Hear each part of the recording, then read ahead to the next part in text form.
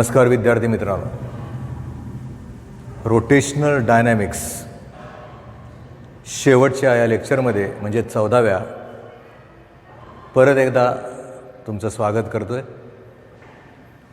कारण तसा विचार करायचा झाला तर 1 पासून 7 पर्यंत हा जो टॉपिक आहे हा सर्क्युलर मोशन ओरिएंटेड होता आणि 8 पासून 14 पर्यंत या टॉपिकमध्ये जादाचं रोटेशनल मोशन आलं. अनेक आर्टिकल्स आहेत, मोठा टॉपिक आहे, अभ्यास करावा लागेल, करताय तुम्ही, मला माहिती आहे आता ते. अशा परिस्थितीमध्ये आता कुठला आर्टिकल, आता काय करायचं आहे आपल्याला?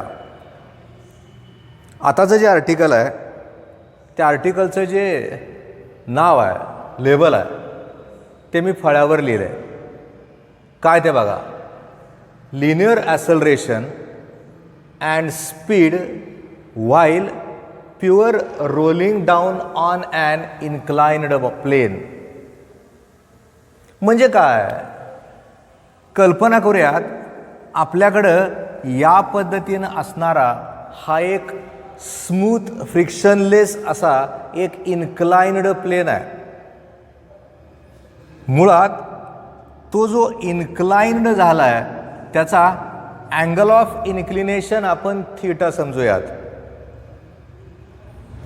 हॉरिझॉन्टलचा विचार केला तर त्या ठिकाणी तिथं असणाऱ्या त्या इन्क्लाइन प्लेनसाठी जी उंची आहे ती याची एवढ्या अमाऊंटची आहे. मी काय करणार आहे, तिथं असणारा तो जो ऑब्जेक्ट आहे त्याला रोल करणार आहे आणि रोल करत असताना त्याची इनिशियल पोझिशन ए आहे आणि त्याच्यानंतर त्याची जी फायनल पोझिशन आहे ते बी आहे आणि या दोघांमधलं जे अंतर आहे त्याला आपण यस म्हणूयात. मुद्दामून मी ते पुस्तकातले सिम्बॉल वापरतोय, त्यामुळे त्या ठिकाणी तिथं असणाऱ्या त्या ऑब्जेक्टला या पद्धतीनं रोल करत जात असताना त्याच्या ॲसलरेशनचं उत्तर काय, त्याच्या व्हॅलॉसिटीचं उत्तर काय, त्याच्यावरनं काय ॲप्लिकेशन दिलं आहे का त्याने, त्याचा विचार करावा लागेल. एक साध्या कॉन्सेप्टचा विचार करून याचं उत्तर नक्की काढता येतं. खरं तर कसं ते बघा, साधी संकल्पना आहे, साधा कॉन्सेप्ट आहे, सिंपल कॉन्सेप्ट आहे. याला मी सध्या एच एवढ्या उंचीवर ठेवलं आहे. म्हणजे समजूयात की माझ्याकडे हा पेन आहे,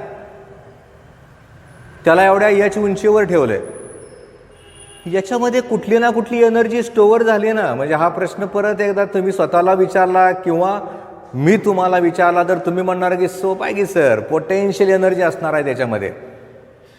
एच एवढ्या उंचीवर त्याला घेऊन गेल्यानंतर त्याच्यामध्ये त्या ठिकाणी तिथं असणारी ती जी पोटेन्शियल एनर्जी असणार आहे ती किती असेल त्याचं उत्तर काढावं लागेल किंवा त्याचा फॉर्म्युला ठरवावा लागेल.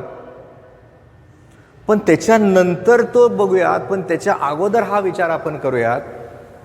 याला एवढ्या उंचीवर ठेवल्यानंतर त्याला आपण तिथून सोडून देतोय, त्याला आपण रोल करतोय.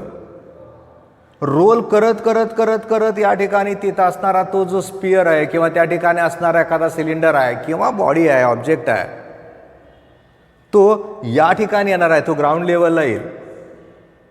म्हणजे काय झालं, त्या ठिकाणी तिथं असणाऱ्या त्या ऑब्जेक्टचा विचार केला तर असणारी जी पोटेन्शियल एनर्जी आहे कायनेटिक एनर्जीमध्ये रूपांतरित होईल. म्हणजे सिंपल मॅथमॅटिक्सचा विचार इथं केला जात असताना मी नक्की असं लिहू शकतो, potential energy gets converted into kinetic energy. Simple mathematical relation. आता मी प्रश्न तुम्हाला जर विचारला, एच एवढ्या उंचीवर तो जो ऑब्जेक्ट आहे त्याच्यामध्ये पोटेन्शियल एनर्जी किती स्टोअर होईल, त्याचा फॉर्म्युला माहिती आहे का तुम्हाला? सोपं आहे की म्हणणार सर, जिथं कुठं पोटेन्शियल एनर्जी आहे त्या ठिकाणी 3 टर्म्सचा प्रॉडक्ट असतो, गुणाकार असतो. मास, ॲसलरेशन ड्यू टू ग्रॅव्हिटी आणि हाईट. म्हणजे असणाऱ्या त्या ऑब्जेक्टमध्ये जी काही एनर्जी स्टोअर झाली आहे ती जी एनर्जी आहे ती mgh एवढ्या अमाऊंटची आहे. आपण काय म्हणलंय, त्या ठिकाणी तिथं असणारा तो जो ऑब्जेक्ट आहे, ती जी बॉडी आहे, त्याला प्युअर रोटेशनल मोशन आपण देणार आहे. त्या रोटेशनल मोशनचा विचार करताना त्या ठिकाणी तिथं असणारा तो जो ऑब्जेक्ट आहे तो नक्कीच रोल होत जाणार आहे, तो गरंगळत जाणार आहे. साध्या मराठीमध्ये सांगायचं झालं तर, जर समजा त्या ठिकाणी तिथं असणारा तो ऑब्जेक्ट या पद्धतीनं रोल होत जात असेल, गरंगळत जात असेल, तर नक्कीच मला सांगता येईल की त्या ठिकाणी तिथं असणारी ती जी कायनेटिक एनर्जी आहे, त्या कायनेटिक एनर्जीचा विचार आपण जर इथं केला तर मग ट्रान्सलेशनल कायनेटिक एनर्जीमध्ये मला रोटेशनल कायनेटिक एनर्जी ॲड करावी लागेल. असं करता करता 1/2 mv² + 1/2 I ω² असं मी लिहिलंय. परत मी तुम्हाला म्हणलं की बाबा मला आयला रॅडियस ऑफ गायरेशनच्या भाषेमध्ये लिहायचं आहे, तर ते कसं लिहिता येईल? तर सरळच आहे, I = mk². ओमेगाला मला व्ही आणि आरच्या भाषेमध्ये लिहायचं आहे, याचा अर्थ V = R आलं. ओमेगाचा विचार केला तर त्या ठिकाणी V/R आलं. म्हणजे मी जर ω²चा विचार केला तर त्या ठिकाणी आलं V²/R². आता आपण त्याला तिथं सबस्टिट्यूट करूयात. म्हणजे कसं होईल ते बघा. पोटेन्शियल एनर्जीमध्ये काय बदल नाही मी करत, mgh तसंच ठेवतो.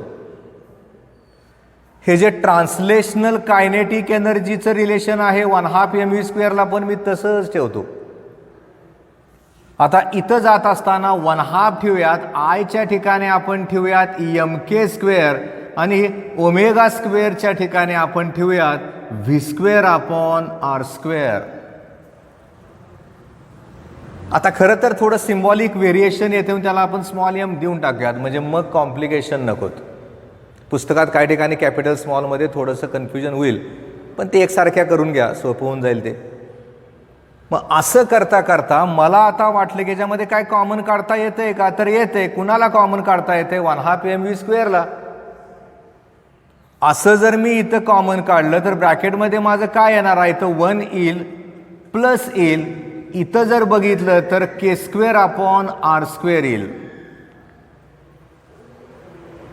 सोपं आहे ना. 1/2 mv² त्यातनं कॉमन काढलं, 1/2 आलं, mv² आलं, याचा अर्थ 1 + k²/R² आलं. बरं, मी परत इकडं बघितलं तर या ठिकाणी mgh ला मी तसंच ठेवतो. m नक्की मला कॅन्सल करता येईल. मी जर पहिलं उत्तर व्हीचं काढायचं ठरवलं, व्हॅलॉसिटीचं काढायचं ठरवलं, तर त्या ठिकाणी तिथं असणारं ते जे एक्सप्रेशन आहे ते मला कसं लिहिता येईल बघा. इथं V² ला मी तसंच ठेवतो, 2 ला इकडं गुणिले म्हणजे मल्टिप्लिकेशनला घेतो, इथं टॉईस GH ठेवूयात आणि ही जी टर्म आहे त्याला आपण खाली तशीच ठेवूयात 1 + k²/R². V² ची किंमत झाली ती. मला काय करायचं आहे? व्हीचं उत्तर काढायचं आहे. पहिलं उत्तर मला व्हीचं काढायचं झालं, याचा अर्थ असा झाला याच्यावरनं जर व्हीचं उत्तर काढायचं झालं तर परत अजून सोपं झालं. सगळ्याला आपल्याला स्क्वेअर रूट किंवा वर्गमूळ टाकावं लागेल आणि तसं जर तिथं टाकलं तर इथं टॉईस GH येईल. इथं मात्र 1 + k²/R² येईल. आणि हा एक फॉर्म्युला आपल्याला ॲड झाला, आपल्या असणाऱ्या डोक्यातल्या त्या रॉमसाठी ॲड झाला. तो सेव्ह करावा लागेल, तो पाठ करावा लागेल, कारण आपल्याला CET द्यायचीच आहे ना, त्याला पर्यायच नाही. त्यामुळे मला जर व्हीचं उत्तर जर याच्यावरनं विचारलं तर माझा फॉर्म्युला झाला twice GH upon 1 + k²/R² in square root वर्गमुळामध्ये. पण आपल्याला नुसत्या स्पीडचं किंवा व्हीचं उत्तर नाही काढायचं, लिनियर ॲक्सलरेशनचं सुद्धा उत्तर आपल्याला काढायचं आहे. आणि तसं उत्तर काढत असताना पहिल्या ह्या सगळ्या स्टेपचा विचार आपण इथं नक्की करूयात. आणि आता ॲक्सलरेशनचं उत्तर कसं काढता येईल त्या डायरेक्शननं आपण पुढे जाऊयात. आणि तसं इथं जात असताना मग विचार करूयात की आता ॲक्सलरेशनचं उत्तर काढायचं आहे, ते कसं काढायचं, त्यासाठी काय करायचं.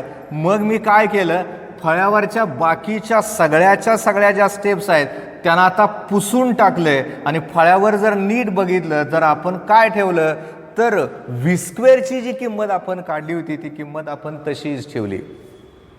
का ते कळलं तुम्हाला. आता मला काय करायचं आहे, ॲक्सलरेशनचं उत्तर काढायचं आहे. आणि तसं उत्तर तिथं काढलं जात असताना मला कायनॅमॅटिकल इक्वेशनचा वापर करायचा आहे. खरं तर याच्यामध्ये कायनॅमॅटिकल इक्वेशनचा वापर अनेक ठिकाणी करावा लागतो, कारण मुळात हे कायनॅमॅटिक्समधलं आहे, हे कळावं लागेल आपल्याला. मग मी जर तुम्हाला प्रश्न विचारला असता की सांग किती कायनॅमॅटिकल इक्वेशन्स आहेत, तुम्ही म्हणणार 3. पहिलं कुठलं आहे तर v is equal to u plus a t. दुसरं कुठलं आहे s is equal to u t plus 1/2 a t square. आणि तिसरं कुठलं आहे v square is equal to u square plus twice s. मग आपण विचार करूयात त्यातल्या त्या एक्सप्रेशनचा, v square is equal to u square plus twice s. मला याचं उत्तर काढायचं, मला ॲक्सलरेशनचं उत्तर काढायचं आहे. मुळात मी जर परत एखादा प्रश्न असा विचारला की आता याला इथं ठेवलंय आणि हात काढून टाकला, ते रोल होत जाईल ना खाली. रोल होत जात असताना मी जर समजा एक्सप्रेशनकडे बघितलं आणि परत तुम्हाला प्रश्न विचारला, बाबा व्ही म्हणजे काय, यू म्हणजे काय, ए म्हणजे काय, एस म्हणजे काय, तुम्ही मला उत्तर नक्की द्याल, कारण आपल्याला ते झालंय, 11वीतच झालंय. व्ही म्हणजे माझी फायनल व्हॅलॉसिटी आहे, यू म्हणजे माझी इनिशियल व्हॅलॉसिटी आहे, ए म्हणजे माझं लिनियर ॲक्सलरेशन आहे आणि एस म्हणजे माझं डिस्प्लेसमेंट आहे. मग आपण याच्यामध्ये किमती ठेवत असताना यूचा विचार करूयात, इनिशियल व्हॅलॉसिटीचा विचार करूयात. अजून त्याला सोडायचं आहे. नक्कीच तुम्ही मला सांगाल की आत्ता त्यानं स्टार्ट घेणार आहे, त्यामुळं त्या ठिकाणी तिथं असणाऱ्या इनिशियल व्हॅलॉसिटीचं जे उत्तर आहे ते उत्तर त्या ठिकाणी 0 असेल. यूची किंमत माझी 0 झाली. बरं, व्ही स्क्वेअरचा विचार करायचा झाला तर V square is equal to twice G H upon 1 plus K square upon R square. इथं लिहिलं होतं ते परत मी वर लिहून टाकलं म्हणजे जास्त सोपं होईल, त्याला आता पुसून टाकतो. आता प्रश्न असा आहे की मला उत्तर काढत असताना यस नावाची जी टर्म आहे त्याला इकडं बघून करायचं आहे, कारण इथं जर आपण बघितलं तर या ठिकाणी हा एक राईट अँगल्ड ट्रँगल तयार झाला. आणि जर असा ट्रँगल तयार झाला आणि मी सहज विचार केला, बाबा हे समोरची बाजून हा कर्ण आहे, तुमच्या डोक्यात लगेच येणार ना, अरे समोरची बाजू आणि कर्णचं गुणोत्तर घेत असताना आपल्याला मॅथमॅटिक्समधल्या ट्रिग्नॉमेट्रीचा वापर करावा लागतो. आणि तसा जर तिथं करायचा झाला तर नक्की मला कळतं की साईनचा वापर करावा लागेल, कारण sine theta is equal to H upon S येईल. माझी समोरची बाजू एच आहे आणि कर्ण माझा यस आहे. पण मला उत्तर काढायचं आहे कुणाचं, मला तिथं असणारं ते जे उत्तर आहे ते उत्तर त्या ठिकाणी यसचं काढायचं आहे. यसचं उत्तर काढत असताना मी जर समजा त्या ठिकाणी ती जी किंमत आहे ती किंमत तिथं ठेवून ते जे उत्तर आहे ते उत्तर जर काढायचं ठरवलं तर मग मात्र मला नक्की विचार करावा लागेल. तसा विचार तिथं केला जात असताना उत्तर यसचं काढायचं आहे. थीटा समोरची बाजू आणि कर्ण एच अपॉन यस आलं. मी जर यसचा विचार केला तर त्या ठिकाणी एच अपॉन साइन थीटा आलं. आता ती जी किंमत आहे ती किंमत आपण त्याच्यामध्ये ठेवूयात. म्हणजे कसं येतंय ते बघा. आता पहिल्यांदा विचार करूयात त्या ठिकाणी असणाऱ्या व्ही स्क्वेअरचा. व्ही स्क्वेअरच्या ठिकाणी मला ठेवावं लागेल twice G H upon 1 plus K square upon R square. Is equal to कडे जात असताना 0ला मी तसंच ठेवलं, ट्वाईस आहे, एला मी तसंच ठेवलं आणि एसच्या ठिकाणी ठेवून टाकलं एच अपॉन साइन थीटा. आता ज्या टर्म्स इथं कॅन्सल करता येऊ शकतात त्याला आपण कॅन्सल करूयात. समजा 2चा विचार केला तर कॅन्सल करता येतं, एचचा विचार केला तर कॅन्सल करता येतं. मला उत्तर एचं काढायचं आहे. ए इकडच्या बाजूला घेतो, हे साइन थीटा इकडच्या बाजूला विचार केला तर ते गुणिले होईल.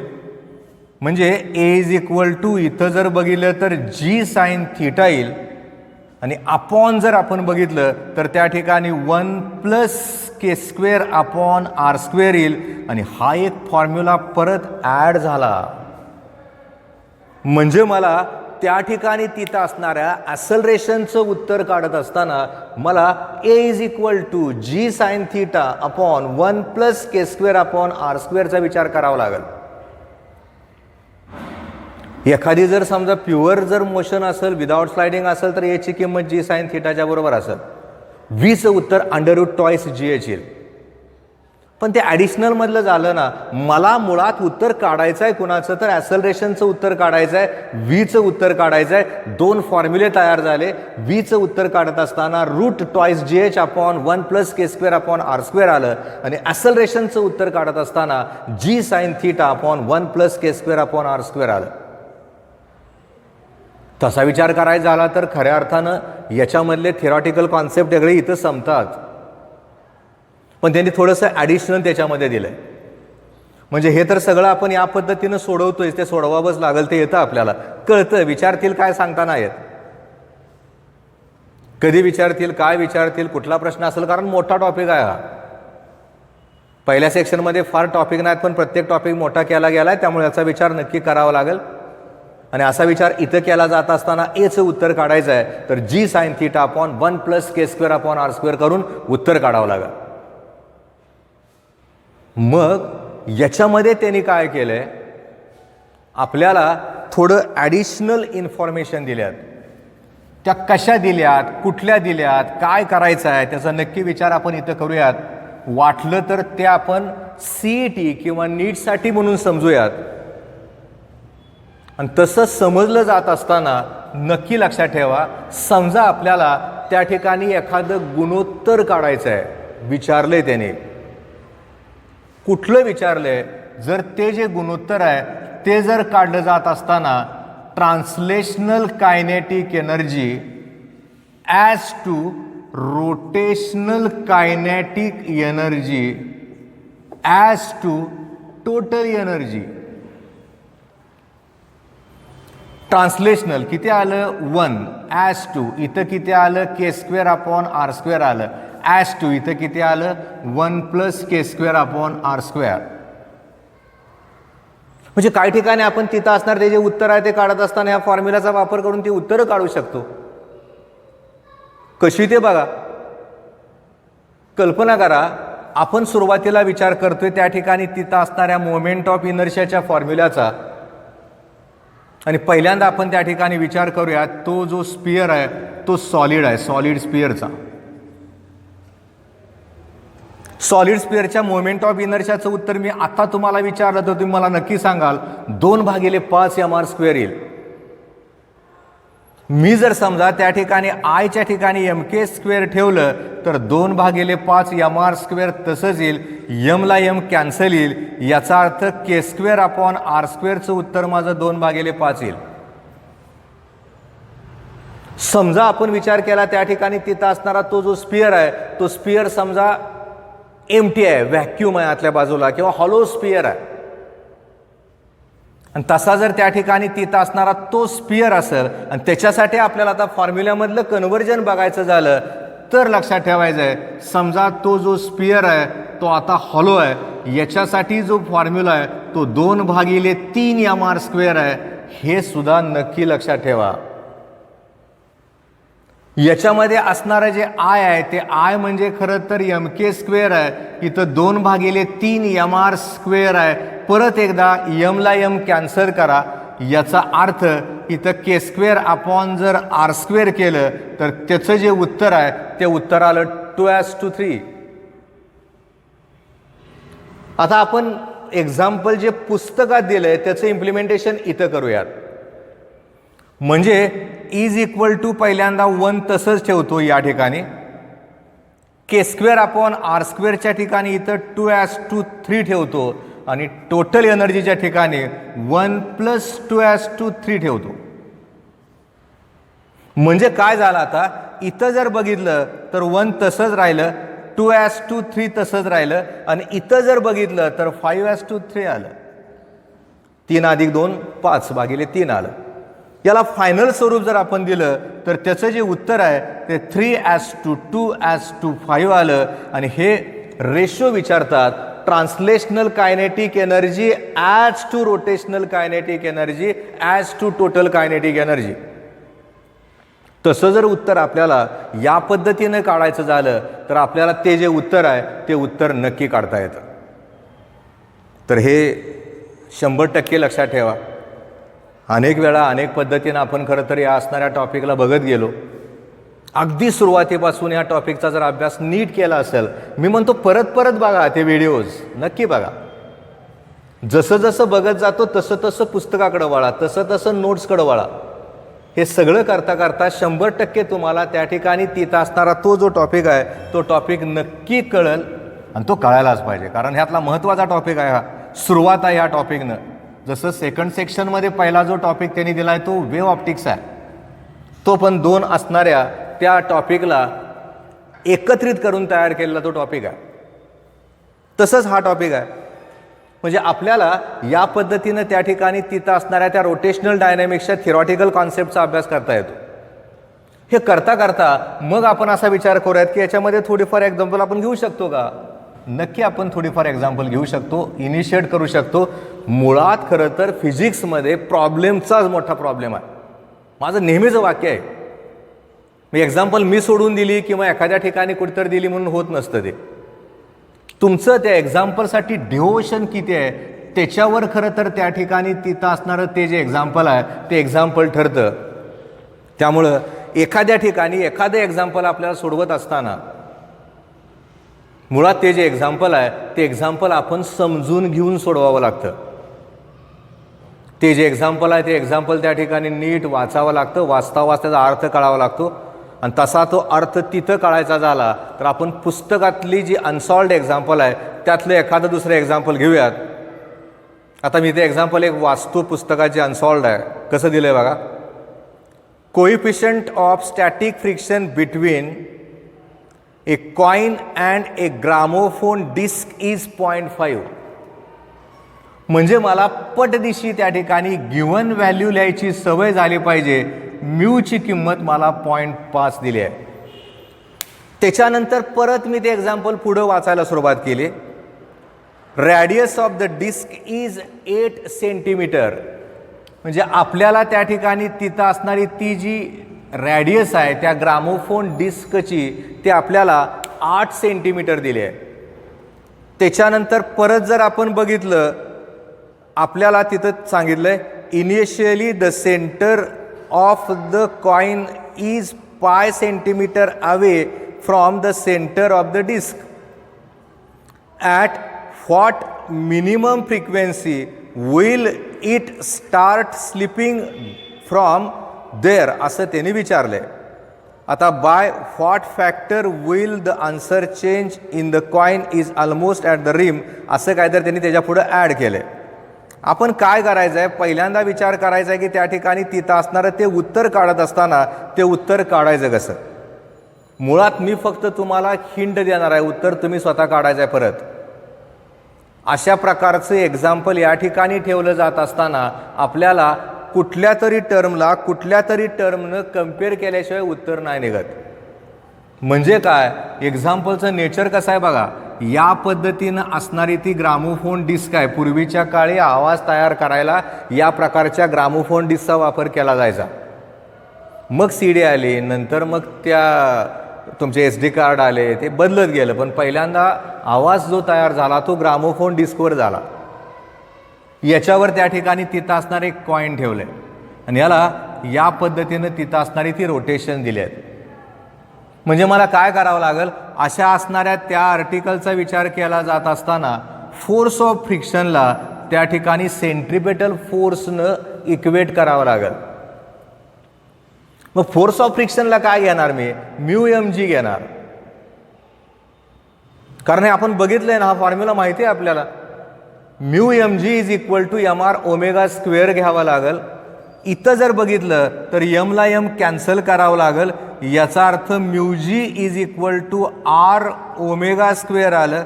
μg तसंच ठेवूयात. ओमेगाला मात्र आपण 2πn रिप्लेस करू शकतो, हे माहिती आहे ना आपल्याला. ओमेगाचा स्क्वेअर आहे याचा अर्थ आर आलं, 4 आलं, पाय स्क्वेअर आलं, एन स्क्वेअर आलं, इथं म्यू इंटू जी आलं.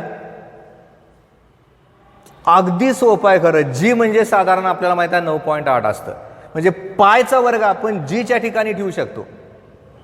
आर दिलंय त्याने, म्यू दिलंय त्याने, एनचं उत्तर विचारलंय.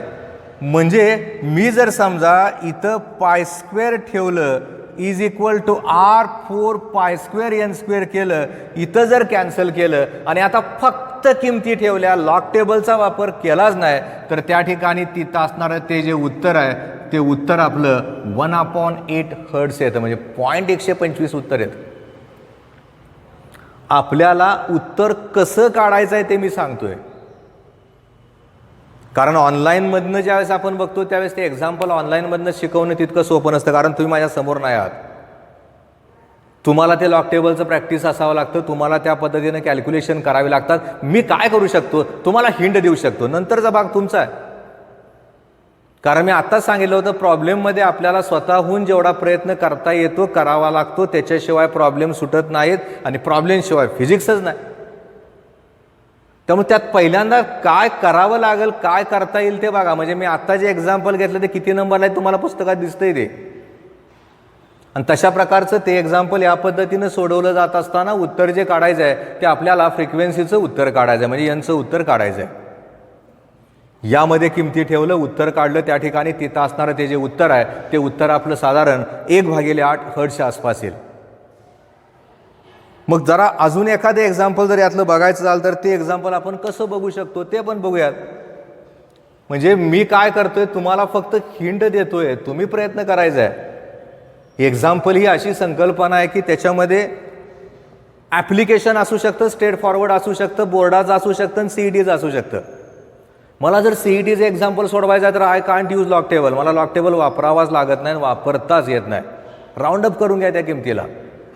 ज्याला गुणाकार, भागाकार, बेरीज, वजाबाकी परफेक्टली येते, डिजिट्स इकडे तिकडे सरकवता येतात, सिंपल मॅथमॅटिक्स ज्याला येतं त्याला फिजिक्समधलं एक्झाम्पल सुटतं. नुसते फॉर्म्युले पाठ असून एक्झाम्पल सुटत नाही. याला हार्डवर्क आणि हार्डवर्क, याला दुसरा कुठला पर्यायच नाही. आता उदाहरण द्यायचं झालं तर अजून एक एक्झाम्पल कसं दिलंय बघा. A metallic ring of the mass 1 kg has moment of inertia 1 kg/m². A metallic ring of the mass 1 kg has a moment of inertia 1 kg/m² when rotating about one of its diameter. It is molten and remolded into a thin uniform disk of the same radius. How much will the moment of inertia be when rotated about its own axis? आता हे सोडवायचं कसं? हे गणित नाही, थोडंसं application आहे. म्हणजे मी तर म्हणतो CET ओरिएंटेड झाल्यासारखं झालं. पहिल्यांदा आपण विचार करूया त्या ठिकाणी तिथं असणाऱ्या त्या रिंगचा. मुळात रिंगचा विचार केला तर त्या ठिकाणी ती जी रिंग आहे, समजा मी या पद्धतीनं रिंग ती दाखवली आहे, R एवढ्या रॅडियसची आहे, आणि इथला जर समजा त्या ठिकाणी असणारा ॲक्सिस आहे, त्याचा जर विचार मी केला तर त्याचं जे उत्तर आहे ते उत्तर नक्की तुम्हाला माहीत आहे mr² आहे, मोमेंट ऑफ इनर्शिया रिंगचा. मी जर अबाउट इट्स डायमीटरचा विचार केला तर मला त्या ठिकाणी तिथं असणाऱ्या त्या या ॲक्सिसचा आधार घ्यावा लागतो. याचं जर उत्तर काढलं म्हणजे moment of inertia of the ring about its डायमीटरचं उत्तर काढलं तर ते जे उत्तर आहे ते उत्तर माझं mr²/2 येईल. हे mr² विचार केला तर त्या ठिकाणी आय रिंग अबाउट इट्स डायमीटरला मला 2 गुणावं लागेल. त्यांनी काय केलंय, तिथं असणारी ती जी रिंग आहे त्याला मोल्ड केले, त्याला रिपीट वापरलंय, त्याचं रूपांतर डिस्कमध्ये केलंय. मटेरियल तेच आहे, मास तेच आहे. म्हणजे काय झालं, आणि आता त्याच्या ओन ॲक्सिसचा विचार केला. समजा माझ्याकडे या प्रकारची असणारी ती डिस्क आहे, त्याच्या मोमेंट ऑफ इनर्शियाचा मला विचार करायचा आहे. समजा मी I disc is equal to केलं, त्याचा मोमेंट ऑफ इनर्शिया तुम्हाला विचारला तर तुम्ही मला नक्की सांगाल की त्याचं उत्तर येतं mr²/2. मी जर इथं बघितलं तर एम आर स्क्वेअरचं उत्तर माझं आलेलं आहे आणि ते जे उत्तर आहे ते 2 × IRD आलं उत्तर. अपॉन 2 आलं, हे कॅन्सल झालं आणि याचं उत्तर त्याने ऑलरेडी दिलं होतं 1 किलोग्रॅम मीटर स्क्वेअर. याचा अर्थ असा झाला त्या ठिकाणी तिथं असणारी ती जी डिस्क आहे त्या डिस्कचे उत्तर आहे ते उत्तर माझं तयार झालं 1 किलोग्रॅम मीटर स्क्वेअर. सोप्या सोप्या पद्धतीनं ती जी एक्झाम्पल आहे ती दिलेली असतात. आपण त्याला फक्त कारण नसताना कॉम्प्लिकेटेड करतो. ॲक्सिस ऑफ रोटेशन ओरिएंटेड आपल्याला त्या ठिकाणी तिथं असणाऱ्या त्या सगळ्या एक्झाम्पलमध्ये कुठं कसा ॲक्सिस ठेवला आहे त्याच्यावरनं ती उत्तरं काढावी लागतात. आणि तशी ती उत्तर त्या ठिकाणी काढली जात असताना जर समजा रिंग आणि डिस्क ओरिएंटेड ते एक्झाम्पल जर बघितलं आपण तर त्याचं उत्तर आपल्याला या पद्धतीनं काढता येईल. मी मुद्दामून त्या ठिकाणी ती जी एक्झाम्पल्स आहेत ते एक्झाम्पल तुम्हाला 1-2 एक्झाम्पल आत्ता सोडवून दिलीत. अनेक एक्झाम्पल सोडवायला दिलेले आहेत. मी काय करतो त्याचे PDF करतो, तुम्हाला पाठवून देतो. तुम्हाला ते एक्झाम्पल कसे आहेत ते नक्की कळेल. म्हणजे त्या पद्धतीनं त्या ठिकाणी तिथं असणारं ते जे एक्झाम्पल आहे ते आपल्याला सोडवता येईल, सोडवावं लागेल. आणि तसा विचार करायचा झाला तर रोटेशनल डायनॅमिक्सचे 1 ते 14 भाग जे आपण बघितलेत, ज्याचा आपण अभ्यास केला आहे, अनेकाने कमेंट्स केलेत, आम्हाला कळतं आहे, अनेकांनी सबस्क्राईब केला आहे तो चॅनल. तुमचे कोण असतील तर त्यांनाही सांगा चॅनल सबस्क्राईब करायला, त्यांनाही तो फायदा होऊन जाईल. अनेक मुलं आहेत, अनेक विद्यार्थी आहेत, ग्रामीण भागातला असेल, शहरी भागातला असेल, कळतं ते आपल्याला. त्यामुळं या ठिकाणी मी रोटेशनल डायनॅमिक्ससाठी थांबतोय. नवीन एखादा टॉपिक घेऊन नक्कीच तुमच्यासमोर मी येतोय. धन्यवाद.